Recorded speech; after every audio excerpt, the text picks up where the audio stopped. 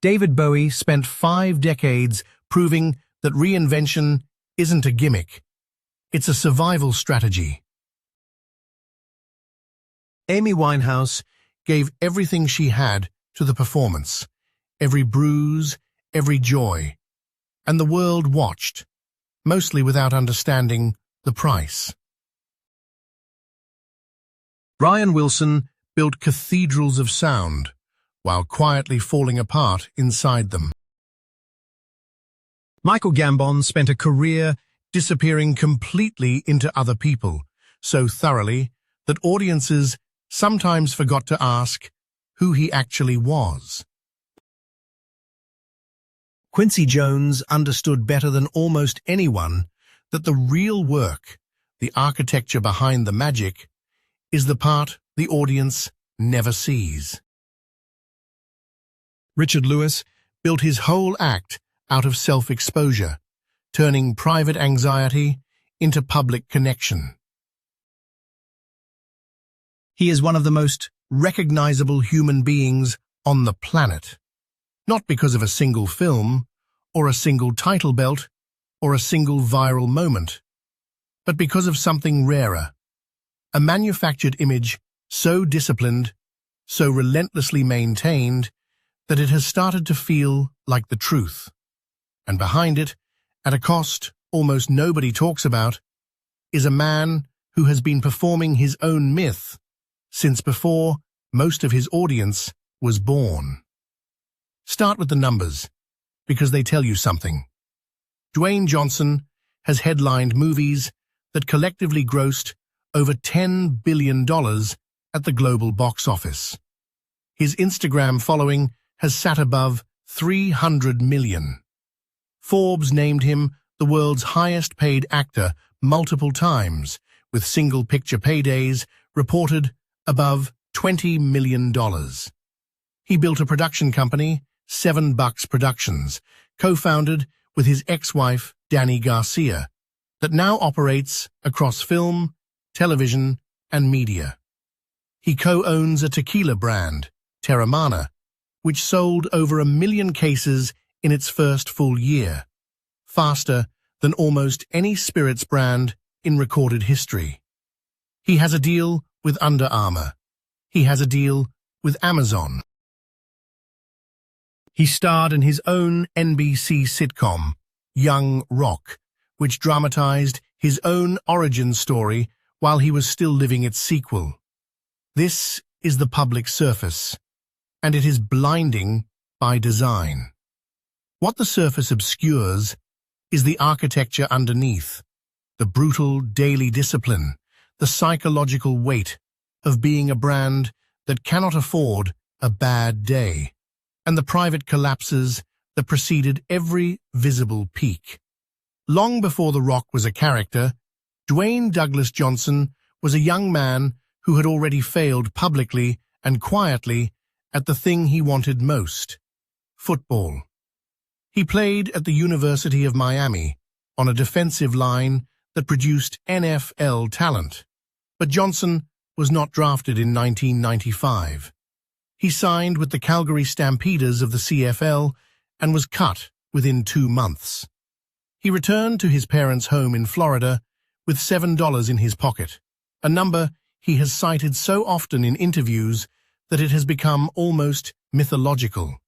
But it is sourced, documented, and consistent across decades of his telling it. That specific poverty, that specific humiliation, is where the obsessive work ethic begins. Not in a gym, in a defeat. His father, Rocky Johnson, was a professional wrestler, part of a tag team, the Soul Patrollers, and one of the first black champions in several major regional territories. His maternal grandfather, Peter Maivia, was a Samoan wrestling patriarch who worked with the WWF in the 1970s. Johnson did not inherit a throne. He inherited an expectation and a template, which is a different and heavier thing. When he transitioned into professional wrestling after the CFL cut, it was not a triumphant pivot. His initial WWF character, Rocky Maivia, a clean-cut, smiling baby face designed to honor both sides of his lineage, was rejected by audiences. Fans chanted, "Die, Rocky, die!" Not metaphorically, audibly, in arenas directed at him personally. He has spoken about how disorienting that was. To enter a profession built on his family's name and be actively booed by the people you were supposed to entertain. The response was not to soften the character, it was to invert it. The Rock, arrogant, third person, electrifying, emerged from that audience rejection as a kind of alchemical reaction. The catchphrases, the eyebrow, the mic work that made him arguably the best promo in the history of professional wrestling. None of it was handed to him. It was built in front of hostile crowds, refined through failure, and eventually turned into something that transcended the sport entirely. By the late 1990s, The Rock was not just a wrestling character. He was a cultural phenomenon, hosting Saturday Night Live, appearing on magazine covers, and being discussed in the same breath as Muhammad Ali in terms of charisma and crossover appeal. But the image was already doing something quietly dangerous. The Rock was so large, so loud, so performatively confident that Dwayne Johnson, the person underneath, became nearly invisible. This is not speculation. In multiple long-form interviews, including a notably candid conversation with Oprah Winfrey and a 2018 piece in Rolling Stone, Johnson has described suffering from serious depression, not once, but across several distinct periods of his life. The first serious episode came after the football failure. A later one surfaced during a transitional period in his mid-career, when the films were not working, and the wrestling chapter felt definitively closed. He described watching his mother attempt suicide as a teenager, an event he witnessed directly, and carrying that image across decades of public performance without ever discussing it in real time. The armor of The Rock, in other words, was built partly to contain something that had no other outlet. The film career is where this tension becomes most commercially visible. Johnson's transition to Hollywood was not smooth, despite how smoothly it is now remembered. The Scorpion King in 2002 was a genuine breakout, a paycheck reported at $5.5 million that set a then record for an actor's first starring role. But the films that followed, Walking Tall, Doom, The Game Plan, Tooth Fairy, were either underperformers or critically dismissed. For most of the 2000s, Johnson was working in a genre space that felt beneath his physical and charismatic gifts. Family comedies, action-light vehicles, films that used his body without using his presence. The reversal did not come from a dramatic reinvention. It came from a decision to stop protecting his image and start taking risks with it. Fast Five, in 2011, is the pivot point. Director Justin Lin and the existing Fast and Furious ensemble gave Johnson a role, DSS agent Luke Hobbs, that was essentially a comic antagonist, a man introduced to be smashed through walls and then grudgingly respect Vin Diesel's Dom Toretto. Johnson played it with a self-aware intensity that immediately electrified audiences. The film made over $626 million worldwide. More importantly, it gave Johnson permission to be funny without being cuddly, dangerous without being villainous, and enormous without being the only thing in the room. The chemistry with Diesel, and later with Jason Statham, leading to the Hobbs and Shaw spin-off, became its own franchise logic. Simultaneously, Johnson committed to a level of physical preparation that became its own public narrative. The training, documented obsessively on social media, became a form of content, and that content became a kind of accountability structure. When you post your 4 a.m. workouts to an audience of hundreds of millions, you create a version of yourself that is very difficult to contradict. The image and the discipline become mutually reinforcing to the point where the line between authenticity and performance disappears. Journalists and collaborators who have worked with Johnson consistently describe a man who is almost exactly what he presents: relentlessly prepared, punctual, generous on set, aware of exactly how his presence affects a room.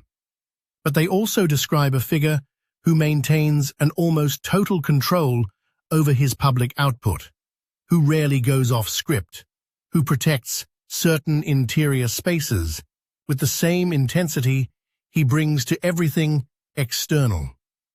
That control extends to his business structure. $7 Productions, the company he runs with Dany Garcia, who was his wife, became his ex-wife, and remained his manager and business partner in a professional relationship that is itself unusual enough to merit examination. Is not a vanity production label. It has produced Young Rock, the docu-series Titan Games, the film Jungle Cruise with Emily Blunt, and has first-look deals with major studios and streaming platforms. Garcia has spoken publicly about the deliberate, almost corporate intentionality behind Johnson's brand decisions. Nothing is accidental. Every project is filtered through a strategic lens that asks not just whether it will perform, but whether it will advance or complicate the long-term architecture of what Dwayne Johnson means. This level of curation has costs. There is an argument, made carefully by critics and occasionally implied by peers, that the total control has smoothed away some of the edges that made The Rock so electric in the first place. The wrestling character was dangerous because it was reactive, improvisational, rooted in real crowd feedback. The film star is managed in a way that minimizes surprise.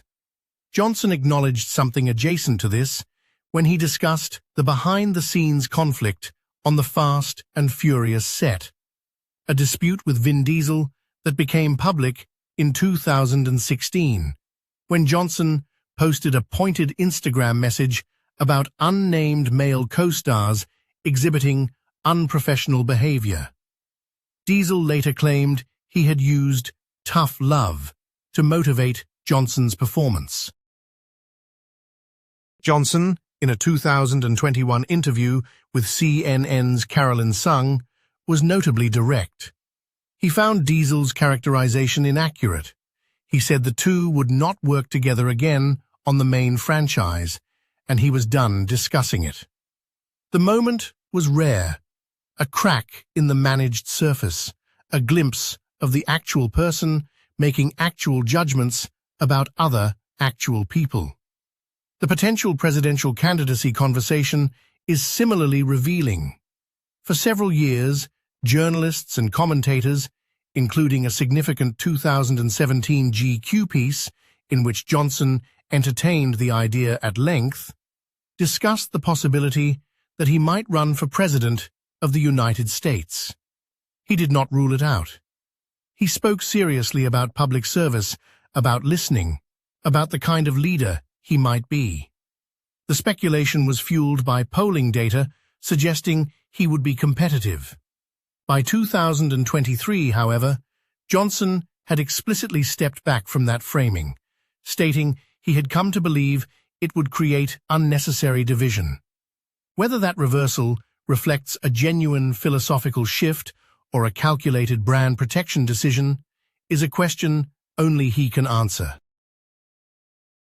But the fact that the conversation happened at all, that a former wrestler and action movie star was polling favorably against political professionals, is itself a document of how thoroughly he had become something larger than entertainment. The Depression disclosures matter here in a specific way. They are not the revelations of a man who has lost control of his narrative. They are, in fact, carefully timed, carefully framed, and ultimately used to deepen rather than undermine the aspirational image. Johnson talks about mental health struggles in a way that presents vulnerability as a form of strength, which is both genuinely useful. His platform gives those conversations enormous reach, and also entirely consistent with the broader brand architecture. The rawness has been integrated. This is not a criticism, it is an observation about how complete the synthesis has become. Even the cracks in the image have been made load-bearing. What remains genuinely unresolved, and therefore genuinely interesting, is what happens when the machine requires maintenance the image cannot provide. Johnson has been open about the physical accumulation of injury, torn tendons, a torn adductor, physical damage from decades of performing and training that does not fully heal. He turned 52 in 2024, still headlining major productions, still maintaining the physical standard that the brand requires. The question of what comes after the body, a question every athlete eventually faces and which Johnson has so far deferred through sheer discipline, is one his public output has not yet answered. He is not finished. That is the strange and somewhat vertiginous truth at the center of this story. Dwayne Johnson has already built something that would constitute a complete legacy for almost anyone else. A Wrestling Hall of Fame career, a billion-dollar film franchise, a spirits brand, a television presence, a production empire, and a mental health conversation that has reached people who would never have found it otherwise. And he is still in the middle of it. The story is not sealed, which means the most important question is not what he has done. It is what the image costs to maintain from here, and whether the man inside it will eventually step far enough out of the frame to find out.